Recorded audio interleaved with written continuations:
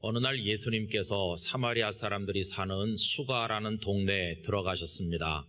그때가 낮 12시쯤 되어서 하루 중에 가장 뜨거울 때인데 제자들은 음식을 구하러 나갔고 피곤을 느끼신 예수님께서는 그곳에 있던 야곱 시대부터 있었던 야곱의 우물가에 앉으셨습니다. 그런데 마침 한 사마리아 여자가 물을 길러 나왔을 때 예수님께서 말씀을 건네셨습니다. 내게 물 좀 달라 하셨습니다. 그랬더니 이 여인이 예수님을 이상하게 생각을 하면서 말을 하는데 그 내용이 요한복음 4장 9절에 나옵니다.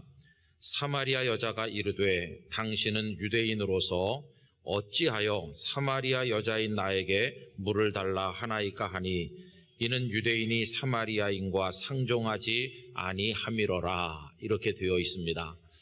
낯선 남정네가 여인에게, 그것도 평소에 전혀 상종하지 않는 유대인 남자가 나 같은 사마리아 여자에게 말을 걸어오다니 이상하지 않은가, 이 여인은 생각을 했습니다. 그런데 예수님께서 사마리아 여인과 말씀하는 것을 이상하게 생각한 이들이 또 있었는데 다름 아닌 예수님의 제자들입니다. 음식을 구해가지고 와서 보니까 유대인 여자도 아닌 사마리아 여자와 말씀하는 예수님을 보고 이상하게 생각을 합니다. 그것이 요한복음 4장 27절인데 이때의 제자들이 돌아와서 예수께서 여자와 말씀하시는 것을 이상히 여겼으나 이렇게 되어 있습니다. 여러분, 그런데 여기 제자들은 모르는 게 있었습니다. 그게 뭐냐 하면요, 예수님께서 사마리아 여인과 말씀하는 것만 이상한 게 아니라 예수님께서 그가 누구이든지 사람들과 이야기하는 것은 다 이상한 것이라는 사실을 그들이 깨닫지 못했습니다. 무슨 이야기냐 하면요, 이 제자들은 예수님께서 우리와 말씀하는 건 하나도 이상하지 않고 당연한 일이다. 우리는 제자니까. 그렇지만 저런 여자와 말씀하는 건 이상하다 생각을 했다는 겁니다. 그런데 교우 여러분, 예수님께서 그 사람이 누구이든지 간에 사람에게 말씀하시는 것은 모두가 다 이해할 수 없는 이상한 일임을 아십니까? 여러분, 예수님이 누구이십니까? 예수님께서는 하나님 자신이십니다. 그분은 우리가 우러러 볼 수 없을 정도로 영광스럽고 위대하시고 거룩하신 분이십니다. 그런 하나님께서 미천한 우리 인생들을 구원하시기 위해 잠깐 동안 사람의 몸을 입으시고 이 땅에 오셔서 사람처럼 보여주셨을 뿐이지 그분의 본체는 영광스러운 하나님이십니다. 우리는 누굽니까? 보잘것없고 추한 죄인의 멸망할 죄인에 불과하지 않습니까? 그런데 그런 위대하신 분이 우리에게 말씀을 건네 오신다는 것 자체가 이게 너무너무 이상한 거 아닙니까? 여러분, 어제 새벽기도 시작하기 전에 나와서 앉아 있는데 이 말씀을 저에게 주시면서 주님께서 나 같은 사람에게 말씀을 건네 오시고 내 인생에 손을 내밀어 주시다니 생각을 하니까 마음에 큰 감동이 밀려오면서 눈물이 났었습니다. 오늘 영락교회 성도 여러분, 주님께서 우리에게 말씀을 걸어주시고 우리의 인생에 손을 내밀어 주신 것 때문에 감격하고 또 감격하시게 되기를 바랍니다. 주께서 우리에게 말씀을 걸어오는 것은 천지창조 이상의 위대한 일인 것입니다. 왜냐하면 그분이 우리에게 말씀을 걸어오시는 순간 우리 속에서 놀라운 새 사람의 창조가 이루어져서 변하여 새 사람 하나님의 자녀가 되는 역사가 이루어지기 때문인 것입니다. 그런 중 누구든지 그리스도 안에 있으면 새로운 피조물이라. 이전 것은 지나갔으니 보라 새 것이 되었도다. 할렐루야. 여러분, 그때 그 그리스도가 누구이십니까? 우리에게 말씀을 건네시고 우리 인생에 손 내미시는 주님이 아니시겠습니까? 여러분, 그러므로 주께서 우리에게 말씀을 걸어오신다. 얼마나 영광스러운 것인가? 여러분, 잘 그 말씀에 응답하시기를 바랍니다. 이 여인은 그 예수님의 말씀에 응답하고 그 말씀 또 듣고 또 대답하고 그 말씀 속에서 그 여인이 새로운 여인으로 변화됐는데 미천한 사마리아 여자로 머무르지 아니하고 고귀한 우리 아버지 하나님의 구원받은 딸이 되지를 않았습니까? 여러분, 말씀에 반응하면 우리에게도 그런 역사가 이루어지게 되는 것입니다. 그러면 우리들이 주님의 말씀에 반응한다는 건 구체적으로 뭘 말하는 것입니까? 그 말씀을 듣고 그 말씀을 배우는 것을 의미하는 것입니다. 여러분, 우리들은 무리로 밀려다니다가 흩어져 갈 존재가 아니라 예수님의 제자라면 제자의 가장 큰 특징 중에 하나가 뭘까요? 배우는 것입니다. 배우지 않는 사람을 제자라고 부르지는 않습니다. 아무리 그 곁에 위대한 스승께서 계신다고 할지라도 아무것도 그분에게 배우질 않으면 그냥 옆에 있는 사람일 뿐이지 그는 제자는 아닌 것입니다. 그러므로 여러분, 우리는 예수님께 배우는 예수님의 제자가 되어야 됩니다.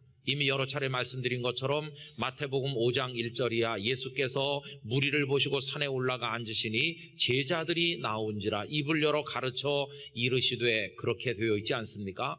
무리들은 산에 올라오지도 않았고 배우지도 않은 반면 제자들은 주님의 무릎 앞에 가까이 나가서 들려주시는 말씀을 배우지를 않았습니까? 여러분, 우리가 잘 배우는 제자가 되기를 원합니다. 배운다고 할 때 무엇을 배워야 될 것인가? 여러분, 그 기본은 말씀입니다. 말씀.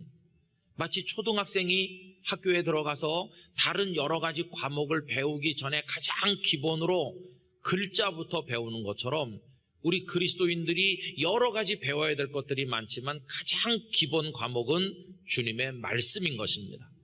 여러분, 말씀은 너무나도 중요합니다. 왜 그러냐 하면 하나님 아버지께서는 말씀 속에서 당신이 누구이시며 우리를 어떻게 사랑하시고 어떤 구원의 파노라마를 펼쳐나가실 것인지를 계시하고 계시기 때문입니다. 그런데 가끔 보면 말씀 없이도 다 알 수 있다는 듯이 말하는 사람이 있지요. 내가 요번에 주님 나라에 가서 닷새째 있다 왔다고. 그런 사람 보면 위험합니다. 친하게 지내시면 안 돼요. 그분은 2단을 넘어 막 3단이 되려고 하는 그런 수준에 도달한 사람이거든요. 우리가 하나님을 무엇을 통해서 아는가? 이 말씀을 통해서 가장 풍성하고 정확하게 알 수가 있는 것입니다. 그러므로 우리들은 말씀에 집념을 가지는 성도가 되어야 될 줄로 믿습니다.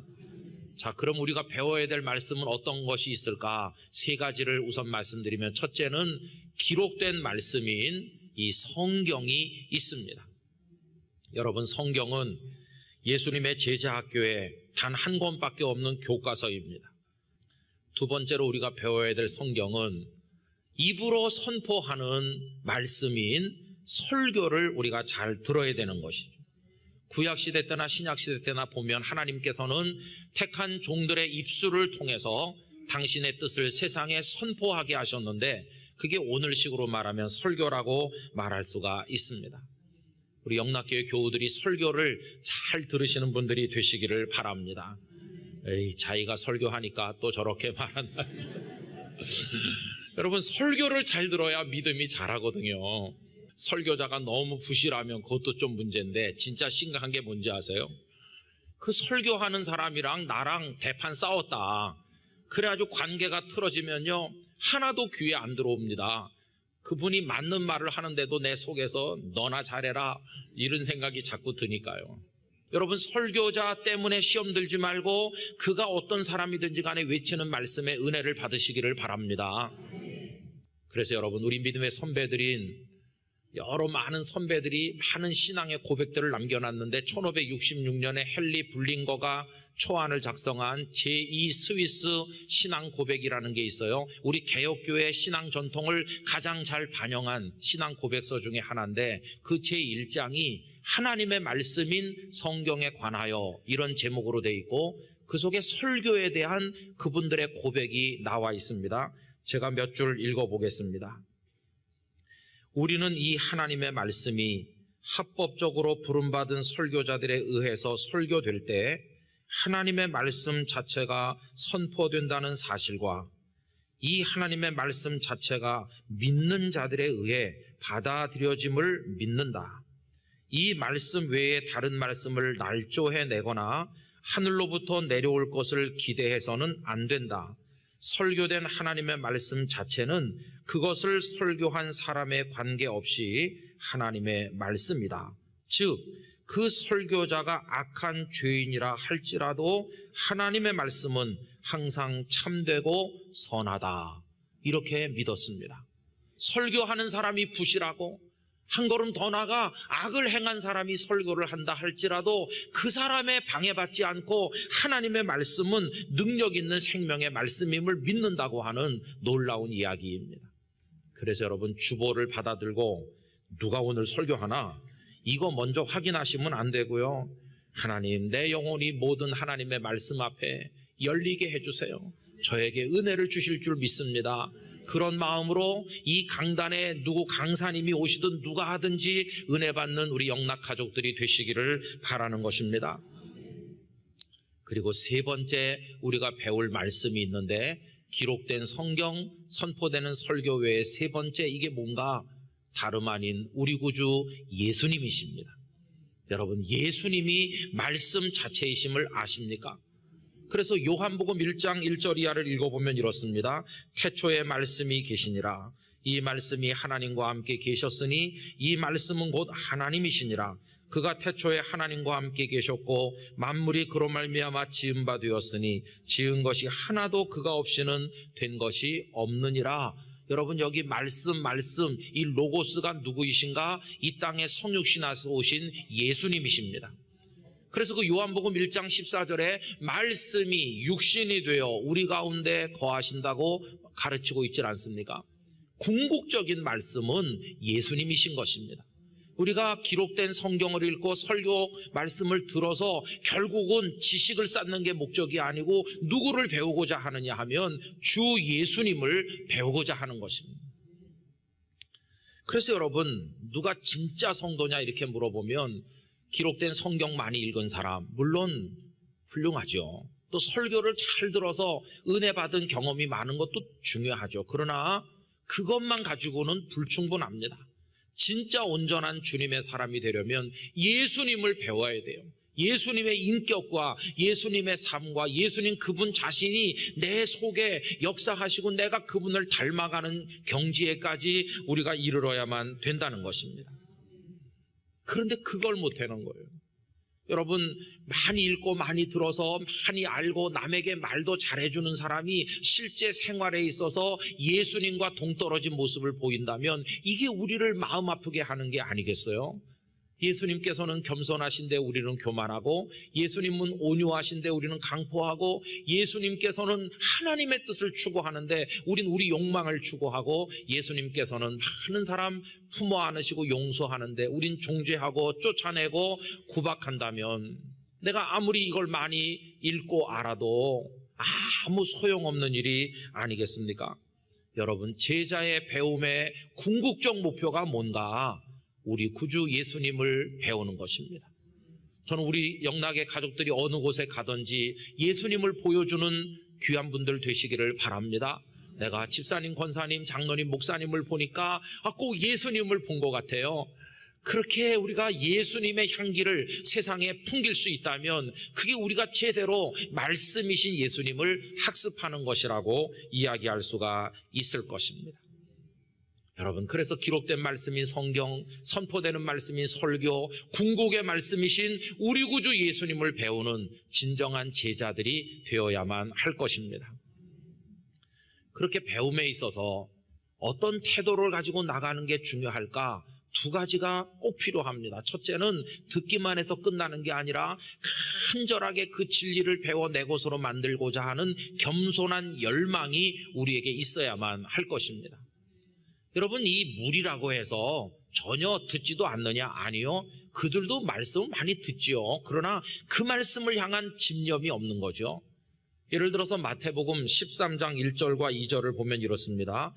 그날 예수께서 집에서 나가사 바닷가에 앉으심에 큰 무리가 그에게로 모여들거늘 예수께서 배에 올라가 앉으시고 온 무리는 해변에 서 있더니 바닷가에 큰 무리가 있고 거기 제자들도 같이 있죠. 그날 예수님께서 비유를 말씀했습니다. 밭에 씨를 뿌렸는데 어떤 씨앗은 길가에 돌짝밭에 가시덤불에 그리고 좋은 땅에 떨어졌다. 소위 씨 뿌리는 비유를 말씀하셨잖아요. 그 비유를 무리들도 다 똑같이 듣고 제자들도 들은 거죠. 자, 그런데 보세요. 그 다음에 그 비유가 끝나고 제자들과 예수님끼리만 조용히 있을 때 이 제자들이 예수님께 질문 하나를 하는데 이 질문이 이게 심각한 질문입니다. 그들의 질문이 마태복음 13장 10절에 나옵니다. 제자들이 예수께 나와 이르되 어찌하여 그들에게 비유로 말씀하시나이까? 여러분, 여기 그들이 누구겠어요? 아까 그 바닷가에 있었던 많은 무리들을 말하는 겁니다. 어찌하여 그 사람들에게 비유를 말씀하십니까? 이 제자들의 질문은 아주 심각한 교만한 질문입니다. 풀어서 말씀드리면 이렇습니다. 예수님, 우리야 예수님의 제자고 실력이 있으니까 어떤 말씀을 해도 다 이해하고 금방금방 알아듣지만 그 사람들은 영적으로 무지해서 비유로 말씀하시면 못 알아들어요. 그런데 왜 비유로 말씀하십니까? 이런 얘기거든요. 여러분, 얼마나 교만합니까? 그들은 모르는데 우리는 알고 있다, 그런 얘기 아니에요? 그럼 여러분, 이 제자들이 정말 예수님께서 씨 뿌리는 비유를 말씀하셨을 때 그 숨겨진 진리, 그 속뜻이 뭔지를 다 알아들었을까요? 아닙니다. 알아듣지 못하기는 무리들과 똑같아요. 근데 우리는 제자이기 때문에 다 알고 있다고 착각을 하는 것입니다. 그들이 착각하고 있다는 증거가 뭐냐 하면 13장 18절로 내려가 보면 예수님께서 그 제자들을 앉혀놓으시고 씨 뿌리는 비유를 들으라 하면서 길가에 뿌려졌다는 뜻은 이거고 돌짝밭에 뿌려졌다는 뜻은 이거다 하면서 그걸 구구절절히 설명을 하시는 거예요. 잘 생각해 보세요. 제자들이 벌써 바닷가에서 그걸 듣자마자 다 무슨 뜻인지 알았다면 굳이 설명하실 필요가 있었겠습니까? 없었겠습니까? 설명할 필요가 없죠. 그런데 우리는 알지만 그 사람들은 모르는데요 하고 말하는 제자들의 마음속을 들여다보시니까 알지도 못하면서 알고 있다고 착각을 하는 것임을 예수님께서 다 꿰뚫어 보신 것이, 제자라는 이름만 가지고 알지 못하기는 매일반인데 그걸 알고 있다고 착각을 하는구나, 그러면서 안타까움으로 설명하시는 겁니다. 여러분, 우리들의 배움이 진리의 깊은 데 이르지 못하는 많은 걸림돌 중에 하나가 뭐냐 하면 알고 있다고 생각을 하는 겁니다. 이런 착각은 교회 처음 오신 분들보다 저처럼 목사거나 오래 믿은 이들일수록 그런 착각을 하기가 쉬운 것이죠. 여러분, 아는 것과 익숙한 것은 다른 것입니다. 아무리 성탄절 말씀, 부활절 말씀 나 다 알아, 익숙하게 알아도 그 주님이 왜 이 땅에 오셨고 왜 십자가 지셨고 내 속에서 어떤 역사를 이루셨고 내가 어떻게 변하여 새 사람 됐는지를 매 순간마다 기뻐하며 깨닫고 살지 못한다면 아직 아는 게 아닌 것이에요. 그런데도 우리는 안다고 생각하죠. 여러분, 알고 있다는 선입견처럼 무서운 것은 없는 것입니다. 그래서 우리는 그런 교만한 마음을 다 주님 앞에 내려놓아야만 되는 거죠. 그럼 여러분, 진짜 제자로 잘 배우려면 어떤 마음이 필요한지 아십니까? 그게 오늘 본문입니다. 여러분, 13장 36절 우리 큰 소리로 다시 한번 다 같이 읽겠습니다. 이에 예수께서 무리를 떠나사 집에 들어가시니 제자들이 나와 가로되 밭의 가라지의 비유를 우리에게 설명하여 주소서. 아멘. 예수님께서 24절부터 가라지 비유를 말씀했는데 이제는 제자들이 좀 변했어요. 아까 같으면 우리 다 알아 그랬을 텐데 이제는 다 알아 그러지 않고 뭐라고 합니까? 우리에게 설명하여 주소서, 이렇게 하죠. 여러분, 이런 태도를 우리도 가지게 되기를 원합니다. 주님, 듣긴 들었는데 내 가슴에 깨달아지질 않았어요. 좀 가르쳐 주세요. 설명해 주세요. 이 겸손한 배움의 마음이 우리 교회 성도들에게 가득하게 되기를 원합니다. 그래서 마태복음 5장 1절 이하에 무리를 보시고 산에 올라가 앉으시니 제자들이 나왔고 산상수훈을 말씀하시죠. 그러면 마태복음 5장 3절 예수님께서 처음 꺼내신 산상수훈의 첫 마디, 그 팔복인데, 팔복 중에서도 첫 번째 복이 무엇입니까? 심령이 가난한 자는 복이 있나니 천국이 그들의 것이며. 많은 말씀들 중에서 왜 제일 먼저 하신 말씀이 심령이 가난한 자가 복 있다고 하셨을까? 여러분, 풀어서 말하면 이겁니다. 저 산 밑에 사람들이 많은 걸 내가 봤지. 그런데 그들은 배우러 올라오지 않는구나. 안 배워도 된다고 생각하는구나. 다 알고 있다고 착각해. 그런데 너희들은 내 무릎 앞에 배우려고 나왔으니 고맙다. 너희들이야말로 내 사람이야. 내가 너희들에게 선물을 주는데 내가 십자가 지고 부활해서 만들 그 이룩할 천국을 너희들에게 준다. 천국은 어떤 사람들의 것이냐? 마음을 가난하게 가지고 배우려고 나오는 너희 같은 사람들의 것이 천국이다. 이 천국 여기 있으니 가져가라. 여러분, 쉽게 말하면 그런 말씀을 주님께서 하신 것입니다. 여러분, 그래서요, 내가 예수 믿은 지가 몇 년인데 이렇게 말하는, 다 알고 있다는 교만한 마음 우리 다 이 시간에 버립시다. 그리고 주님, 저에게 설명하여 주소서. 주의 종이 듣겠나이다. 이 겸손한 마음으로 우리 모두가 내려앉기를 원합니다. 이 겸손이 우리로 하여금 진리를 배우도록 도울 줄로 믿습니다. 두 번째, 우리가 배우는 제자로서 꼭 기억해야 될 것은요, 철저히 성령님의 도우심을 의지해야만 된다는 것입니다. 우리 이성과 판단으로 할 수 없어요. 돌아가신 이중표 목사님께서 신학교에 가셔서 열심히 공부하고 기도하는데 어느 날 마음속에 하나님께서 질문을 주셨습니다. 이 학교에 왜 왔니? 주님이 어떤 분인지 배우려고 왔습니다. 날 배운다고? 그럼 누구한테 배우냐? 교수님들과 책들에서 배웁니다. 틀렸어. 너 그렇게 배우면 영원히 못 배운다. 그럼 어디서 배웁니까? 네가 나에 대해서 배운다면 나에게 직접 배워라. 나에게. 그래서 여러분, 이 목사님은요, 주님께 직접 배우는 게 뭔지를 오랫동안 생각했다고 합니다. 그리고 깨닫고 보니 성령님의 감동 안에서 깨닫는다는 걸 알게 됐다는 것입니다. 주님이 가르쳐 주시는구나. 여러분, 우리 선배들이 남겨준 신앙 고백 중에 웨스터민스터 신앙 고백이나 등등에 보면 성령의 내적 조명이라는 표현을 많이 쓰고 있어요. 성령의 내적 조명은 우리가 설교를 듣든지 성경을 읽을 때 성령님께서 어두워진 우리 마음속에 등불을 밝히시고 환하게 빛을 비추시면 그때 진리가 이렇게 깨달아진다는 것입니다. 그리고 그 진리를 따라 살아갈 수 있는 능력이 성령님 안에서 주어지는 것이죠. 그래서 여러분, 우리 성령님을 의지해야 되는데 왜 그런가? 여러분, 성령님은 진리의 영이시거든요. 요한복음 14장 17절, 성령님은 진리의 영이시다. 또 요한복음 14장 26절, 보혜사 곧 아버지께서 내 이름으로 보내실 성령, 그가 너희에게 모든 것을 가르치고, 가르치시는 영이죠. 내가 너희에게 말한 모든 것을 생각나게 하리라. 여러분, 우리 배움에 적극적으로 도우시는 분이 성령님이세요. 주일날 설교 들을 때 성령님이 내 영혼의 등불을 밝혀주시면 오늘 말씀을 120% 깨달을 줄로 믿습니다. 이렇게 하면서 우리 성령님을 의지하는 겁니다. 여러분, 그런데 어떤 분은요, 목사님 펼치기 무섭게 3초 안에 잠이 와요. 어떤 분은 설교만 시작하면 방금 전까지 반짝반짝 했었는데 갑자기 눈꺼풀이 내리덮여요. 그런 분들이 있으시잖아요. 근데 이런 말 아세요? 진리는 질린다. 그런 말이 있어요. 다 맞는 말. 다 맞는 말을 계속 들으면 지겹고 짜증나고 그래요. 근데 참 이상하게 이상한 얘기, 있어서는 안 될 해괴망측한 얘기, 깜짝 놀랄 이야기를 누가 하면 자던 사람도 벌떡 깨요.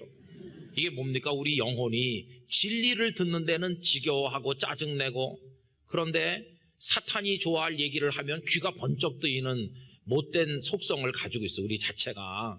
그런 우리가 하나님의 말씀이 꿀송이보다 더 달구나 하면서 진리로 나가려면 우리 의지 가지고 되겠습니까? 성령님이 도와주시면. 이 말씀이 너무 달고 목사님이 설교를 한 3시간은 하면 좋겠는데 왜 이렇게 짧게 끝내지? 성경 말씀 읽는 게 너무 즐겁고, 할렐루야. 우리가 성령님 안에서 그렇게 되기를 원하는 것입니다. 그래서 저는 소원합니다. 모든 교우들이 이 속에 약속된 하나님의 신령한 은혜와 복을 풍성하게 누리시기를 원하고요. 영락교회가 진리의 기둥과 터가 되기를 간절히 원합니다. 그래서 예수님 재림하시는 그날까지 이 강단에서 오염되지 않은 생명의 말씀이 선포되고 성도들은 다 진리를 배우는 예수님의 참 제자가 되기를 주님의 이름으로 축복합니다.